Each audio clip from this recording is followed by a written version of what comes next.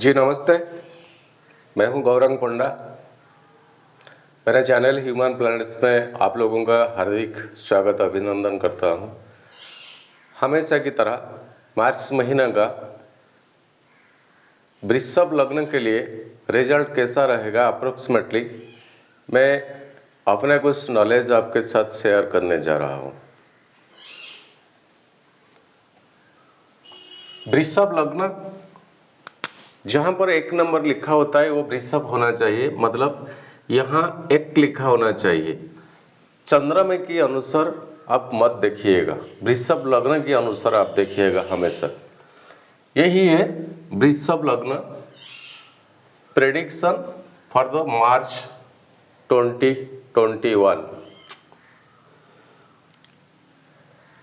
आपका लग्न लॉर्ड लग्नाधिपति आपका शुक्र होता है। शुक्र आपका लग्नाधिपति लग्न लॉर्ड होते हैं। ये लक्ष्मी स्थान है वृषभ राशि।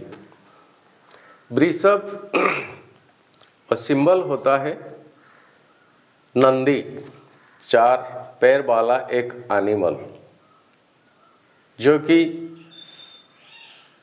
महादेव स्वयं शिव जी का वाहन है। वो कहीं जाते हैं तो वही 4 पैर वाला एनिमल उनका फेवरेट है। उस पर बैठ के शिव जी कहीं भी जाते हैं। जब भी हम शिव जी की मंदिर जाते हैं ना, पहले हमें नंदी को कुछ बोलना पड़ता है, हमारा मनोकामना क्या है। पहले नंदी को छूना पड़ता है, तब तो वो खुद मैसेज प्रभु तक दे देता है कि हमारा दरबार, आपकी दरबार में वो बंदा आया है और उसका चाहत मनोकामना यही है, प्रभु इन पे कुछ दया कीजिएगा। क्योंकि स्वयं महादेव तो हर वक्त आंखें बंद करके तो रहते हैं, ध्यान में तो होते हैं। कब आंखें खोलते हैं वो नंदी को पता है।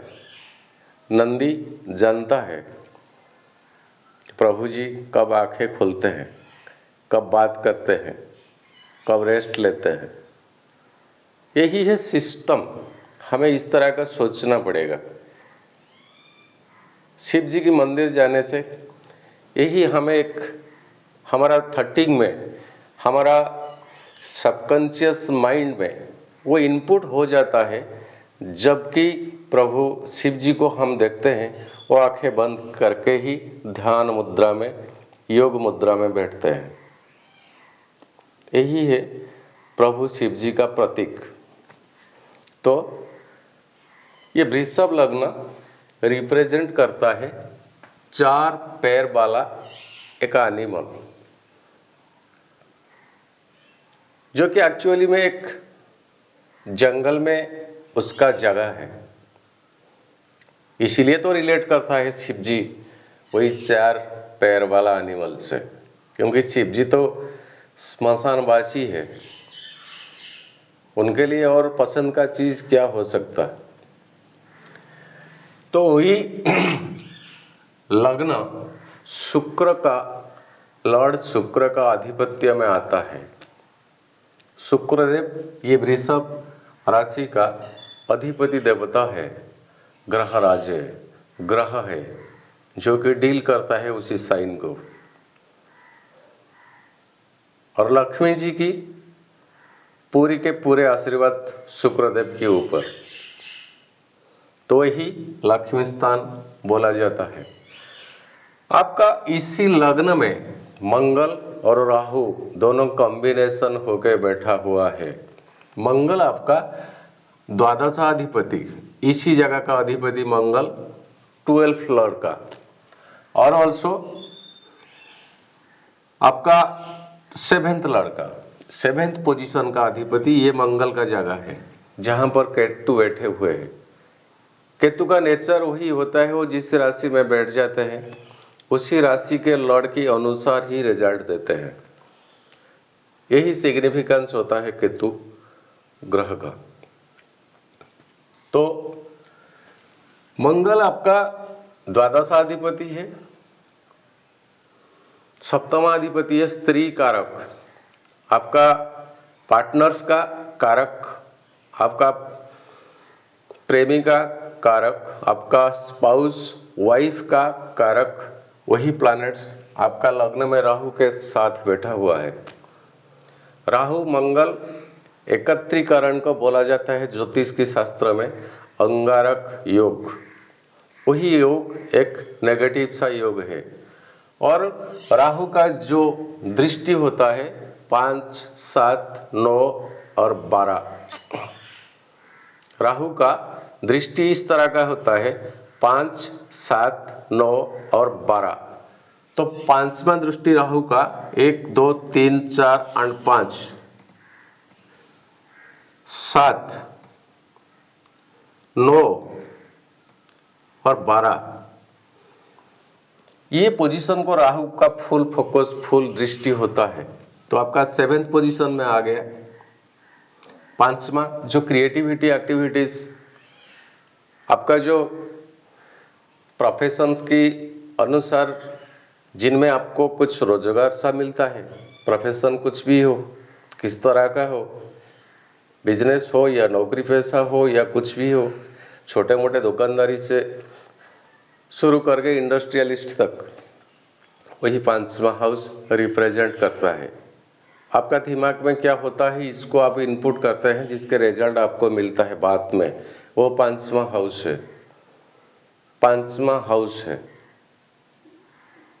कर्म के अनुसार, वो पास्ट कर्म के अनुसार पांचवा हाउस से आपको रिजल्ट मिलता है। जो पुण्य कर्म आपने किए हुए हैं, जो संचित कर्म आपने रखा हुआ है, कुछ तो पुण्य किए होंगे, तब तो मानव का जीवन तो मिला है ना इसी जन्म में।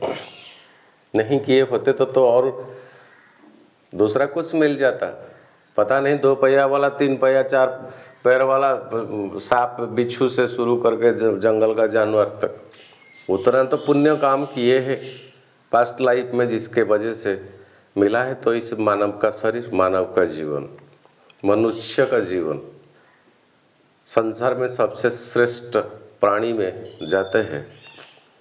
तो ये पांचवा हाउस को राहु का फुल फोकस आता है। नक्षत्र डिवीजन में हम अगर जाते हैं, राहु आपका रोहिणी नक्षत्र में है। रोहिणी नक्षत्र का लॉर्ड होता है मून, चंद्रमा, नंबर 1।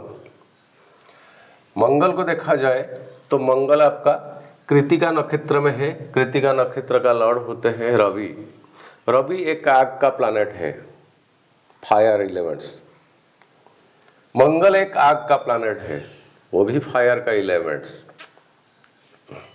संक्रांति तक तो रहेंगे रवि आपका इसी कुंभ राशि में, उसके बाद वो मीन को चले जाएंगे। तब तक ये मंगल आग का गोला है। आग ऐसे नहीं जलता है, आग को कुछ सुराग मिलना चाहिए। जैसे कि साइंस में हमने पढ़ा है, ये फ्यूल मिलना चाहिए, ऑक्सीजन मिलना चाहिए, इग्निशन मिलना चाहिए। तीनों मिलने के बाद ही फायर क्रिएट होता है। और ये आग का गोला ऐसे बैठे रहे, इसको इग्निशन देने वाला है राहु, चिंगारी। वही चिंगारी देने वाले प्लैनेट आपका वृषभ राशि में, आपका वृषभ लग्न में बैठा हुआ है। और राहु आपका वही मून का नक्षत्र में, चंद्रमा के नक्षत्र में है। सेकंड लॉर्ड आपका मिथुन का साइन बुद्ध महाराजा लॉर्ड होते हैं मिथुन का। सेकंड आपका फाइनेंस का रिलेट, और वो अभी 9वां स्थान में है मकर साइन में, ये एक मित्र राशि में है। मित्र राशि में है मगर बुध नक्षत्र रिलेशनशिप में मून का नक्षत्र में पड़ता है। चंद्रमा और बुध दोनों के बीच में रिलेशनशिप अच्छा नहीं है। तो आपका सेकंड हाउस का लॉर्ड होने के नाते, 5वां हाउस का लॉर्ड होने के नाते बुध फाइनेंशियली कुछ उतना सेटिस्फेक्शन मार्च महीने में आपके लिए नहीं आएगा, due to the relationship of नक्षत्र। जबकि बुध यहां से थोड़ी दिन के बाद चले जाएंगे नक्षत्र रिलेशनशिप, नक्षत्र डिवीजन चेंज हो जाएगा, तो कुछ ना कुछ बेहतर रिजल्ट मिल जाएगा आपको, जो कि मैं अप्रैल महीने की लग्न फल में मैं बताऊंगा। और आते हैं अभी आपका लग्न लॉर्ड शुक्र, और अभी के साथ है कंब्यूस्ट है, अस्त होते हैं। अस्त ग्रह बहुत सारे अथर्स, बहुत एनालिटिक दिए हैं कि अस्त ग्रह उतना रिजल्ट नहीं देता है, मगर मेरा एक्सपीरियंस है, मैं जितने सारे हॉरोस्कोप एनालिसिस आज तक किए हैं उनमें से देखा है कि जो प्लैनेट्स रवि के साथ होते हैं वो रवि से उतना एनर्जी रिसीव करते हैं, क्योंकि इटसेल्फ तो रवि के पास तो है, उज्जवलता है, वो क्षमता है, वो सब कुछ है, वो तो महाराजा है हमारा सोलर प्लानिटरी ऑर्बिट का मेन प्लैनेट, आत्मकारक प्लैनेट होते हैं रवि। और उनके पास अगर शुक्र है तो रवि से बहुत सारा पावर्स वो रिसीव करते हैं। तो आपका लग्न अधिपति शुक्र होने से राहु के नक्षत्र में वो बैठे हैं, जो कि राहु आपका इटसेल्फ वही लग्न में बैठे हुए हैं। राहु तो राहु है, वो चांडाल है, वो छल कपट का कारक है, झूठ, ये सब राहु की ओरिजिन में आता है। तो दोस्तों ये राहु आपका शरीर के ऊपर कुछ नुकसान ना करे, इस तरह का नौबत आपका इसी मार्च महीने में ना आए। बाइक चलाते हो तो 100% कसस रहिएगा। नंबर 1, किसी शार्पेंड वेपन, धारदार हथियार अगर आपका प्रोफेशन में आता है, इलेक्ट्रिकल्स रिलेशन कुछ आता है, इलेक्ट्रॉनिक्स रिलेशंस कुछ आता है, केमिकल्स कुछ रिलेशंस में आता है, राहु केमिकल्स का भी कारक होता है, उनमें आपको जितना हो सके उतना सिंसियरिटी मेंटेन करना पड़ेगा। वो 7वां पोजीशन को राहु का जो फोकस, स्पाउस के साथ कुछ मतभेद ना हो, भगवान से यही प्रार्थना है। और हाँ, यही साइन स्पाउस का कुछ फिजिकली कुछ छोटा मोटा डिस्टर्बेंस आएगा, डॉक्टर के पास तो जाना पड़ेगा, कंसल्टेशन लेना पड़ेगा। अगर इस तरह का कुछ नौबत आए तो देरी मत किया कीजिएगा। इस तरह का कुछ भी नौबत आए तो कॉम्प्रोमाइज मत किया कीजिएगा, नहीं तो प्रॉब्लम आ जाएगा आपके लिए। और नवांश में देखें, शुक्र बृहस्पति का नवांश में आता है, ये धनु में। शुक्र बृहस्पति का नवांश मतलब धनु राशि में आता है, तो वो भी एक प्लस पॉइंट नहीं है। शुक्र आपका राहु की नक्षत्र में आते हैं, वो भी प्लस पॉइंट नहीं है। शुक्र ऑलरेडी आपका 10th में है, रवि के साथ कंब्यूस्ट पोजीशन में है। शुक्र जबकि चले जाएंगे या रवि चले जाएंगे तब तो शुक्र अकेला रह जाएंगे, उस टाइम कुछ प्लस पॉइंट आपको मिलने वाला है। मगर अभी के लिए इस तरह का एक ध्यान रखें, दिमाग में ऐसा रहे, जो डिपार्टमेंट्स में आपका प्रोफेशन होता है, वो डिपार्टमेंट्स अगर नीच स्तर का इंसान के साथ, लेबर्स के साथ कोई बिजनेस है, कोई रियल इस्टेट में आप बहुत सारे वर्कर्स को, लेबर्स को लेके काम करते हैं, तो चुप्पी बहुत मेंटेन कीजिए, बात को कम बोला कीजिए।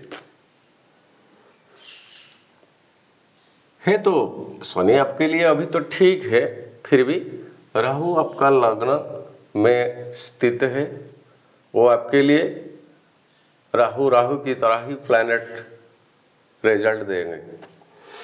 बाकी आपका